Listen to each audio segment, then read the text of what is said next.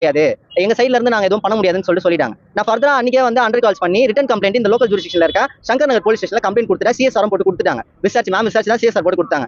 இப்போ நான் வந்து புதுசா ஒரு வண்டி வாங்கணும்னு சொல்லிட்டு வந்தப்போ எனக்கு ஏமாத்தி ஒரு பழைய வண்டி வித்துருக்காங்க. எனக்கு எஃப்ஐஆர் போட்டுட்டாங்க என்கொயரி பண்ணின்னு சொல்லிட்டு கேட்கறேன். வித்தது யாருன்னு பார்த்தா sales manager Selvakumar, sales executive வந்து யாருன்னு பாத்தீங்கன்னா நம்ம கருணாகரன் சொல்லிட்டு ஒருத்தர், அப்புறம் மேனேஜர் செல்வகுமார், இன்சார்ஜ் தேவா, ஓனர் விவேக் சார்னு சொல்லிட்டு ஒருத்தர். இவங்க 4 பேருமே என்ன பண்றாங்கன்னா என்ன டிராக் பண்ணிட்டே இருக்காங்க. ரீஃபண்ட் பண்ணிடுறேன்.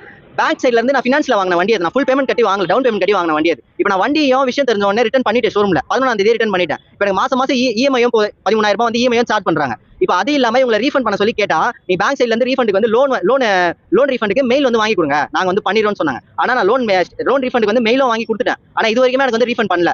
இப்போ இந்த மாதிரி ஏமாத்தி ஒரு அட்வொகேட்டுக்கே இந்த மாதிரி ஒரு நிலைமை வருதுன்றப்போ ஒரு ஜெனரல் பப்ளிக்லாம் வந்து எந்த அளவுக்கு இதனால வந்து அஃபெக்ட் ஆயிருக்காங்கன்னு தெரியல. வெளியே விசாரிச்சதுல கூகுள் ரிவ்யூஸ் பார்த்ததுல இவங்களோட ஷோரூம்ல வழக்கமாவே இந்த ஒரு விஷயம் நடந்துட்டு இருக்கு. இவங்க வந்து எப்பவுமே பழைய வண்டி தான் விற்கிறாங்க அப்படின்னு சொல்லிட்டு இந்த ஒரு என்கொயரி அவங்க கிட்ட கேட்கறோம். எதனால